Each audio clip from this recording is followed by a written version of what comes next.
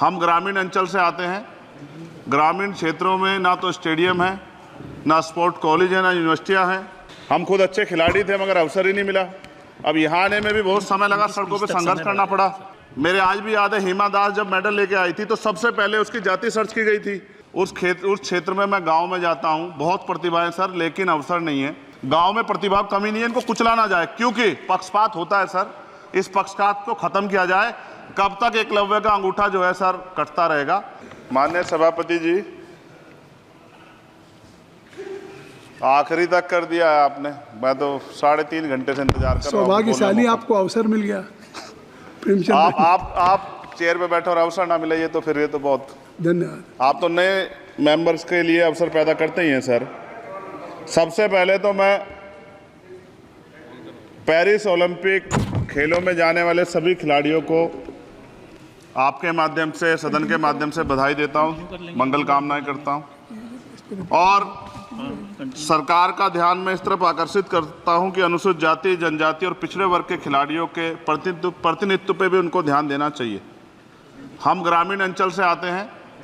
ग्रामीण क्षेत्रों में ना तो स्टेडियम है, ना स्पोर्ट कॉलेज है, ना यूनिवर्सिटियां हैं और प्रतिभा का कोई मोल ही नहीं है सर। हम खुद अच्छे खिलाड़ी थे मगर अवसर ही नहीं मिला। अब यहाँ आने में भी बहुत समय लगा, सड़कों पे संघर्ष करना पड़ा।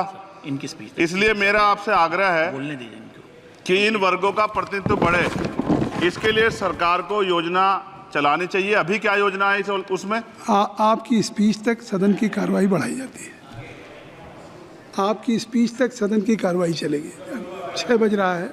अच्छा ठीक, सदन समाप्त हो जाता है, लेकिन आपकी स्पीच शुरू हो गई तो आपकी स्पीच तक सदन की कार्रवाई। धन्यवाद, बहुत बहुत धन्यवाद। लेकिन कृपया तो सभापति जी, 5 मिनट में कंक्लूड। मैं आपके माध्यम से सरकार से जानना भी चाहता हूं कि ग्रामीण अंचल और SC ST OBC के प्रतिनिधित्व बढ़ाने के लिए क्या कदम उठाए गए हैं तथा इस संबंध में कुल कितनी धनराशि आवंटित की गई है और कितनी धनराशि आवंटित करने का प्रस्ताव।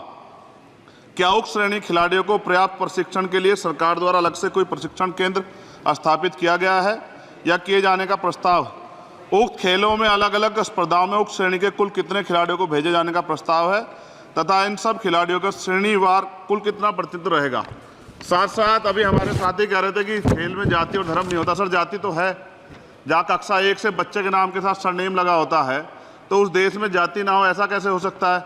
जाति के आधार पर मेरे आज भी याद है, हिमा दास जब मेडल लेके आई थी तो सबसे पहले उसकी जाति सर्च की गई थी और वंदना कटारिया एक ऐसी बच्ची है हमारे उस हॉकी प्लेयर, इतना अच्छा प्रदर्शन किया, फिर भी उसके घर के बाद जो है सर उसको बेइज्जत करने का प्रयास किया गया।